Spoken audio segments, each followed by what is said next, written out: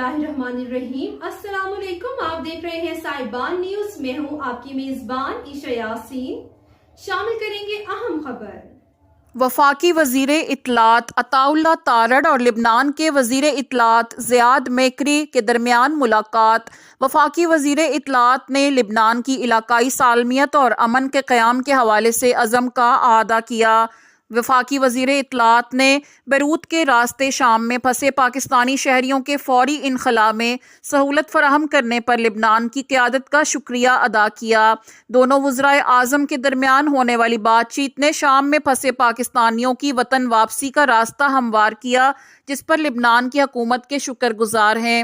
वज़ीर आज़म शहबाज शरीफ की कॉल पर लिबनान के वज़ीर आज़म ने फौरी एक्शन लेते हुए शाम में फंसे पाकिस्तानियों को फौरी सहूलत फराहम की, जो कि हमारे ताल्लुकात की मजबूती ज़ाहिर होती है।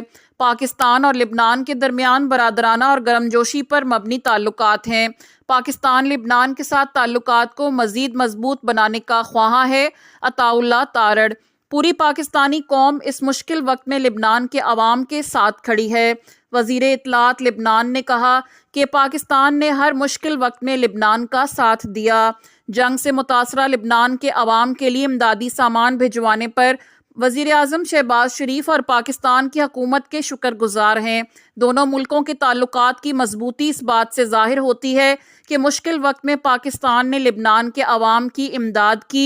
बैरूत के एयरपोर्ट पर पाकिस्तानियों की बड़ी तादाद देखकर खुशी हुई कि वो वतन वापस लौट रहे हैं। लिबनान के वज़ीर इत्तलात ने दो तरफ़ा ताल्लुकात को मज़ीद मजबूत करने के अज़म का आदा किया।